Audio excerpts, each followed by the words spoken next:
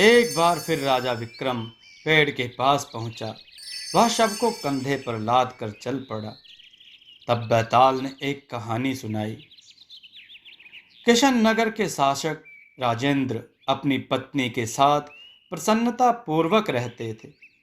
वह अपने लोगों के प्रति बड़े दयालु थे तथा बुद्धिमत्ता पूर्वक शासन करते थे।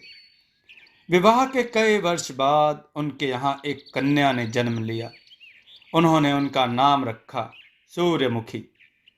बड़े प्यार से राजकुमारी का पालन पोषण किया गया। उसे बेहतर से बेहतर शिक्षा प्रदान की गई। सूर्यमुखी ने न केवल अच्छी शिक्षा पाई बल्कि धनुष बाण व तलवार चलाना भी सीखा।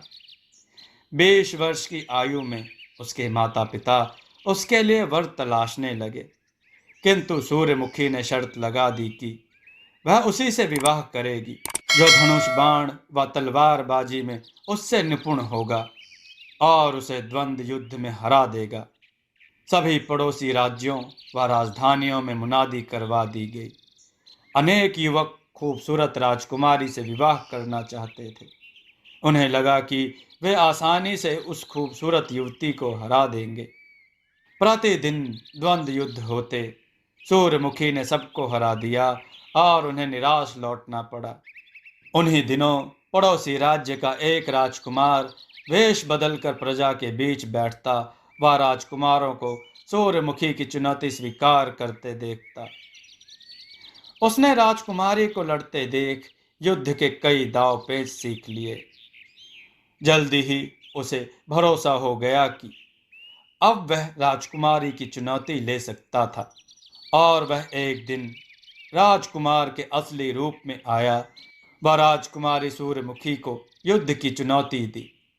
राजकुमारी ने उसे पहचान लिया, किंतु कुछ भी कहे बिना चुनौती स्वीकार कर ली। द्वंद्व युद्ध हुआ और राजकुमार ने उसे हरा दिया, किंतु राजकुमारी ने उससे विवाह करने से इनकार कर दिया।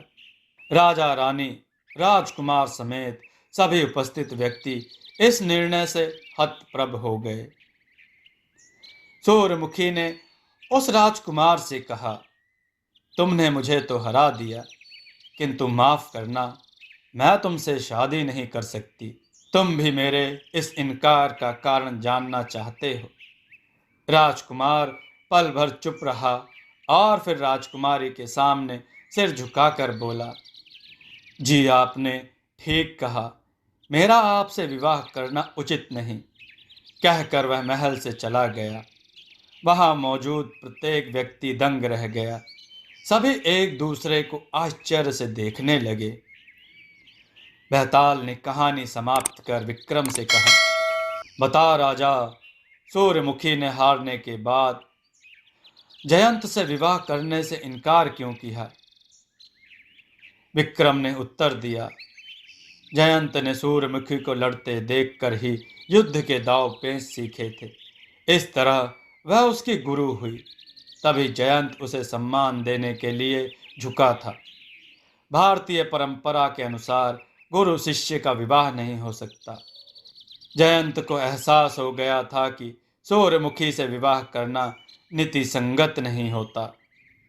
जैसे ही विक्रम ने अपना उत्तर समाप्त किया, बैताल उस पर हंसा व शव सहित वृक्ष की तरफ उड़ चला। दोस्तों, आपको यह कथा कैसी लगी? अपने विचार और सुझाव कमेंट में जरूर दें। हमारी कथाओं को लाइक करें, हमारे चैनल को सब्सक्राइब करना न भूलें। हमारी कथाओं को शेयर जरूर करें जिससे लोगों को अच्छा ज्ञान प्राप्त हो। जय श्री राम भक्तों।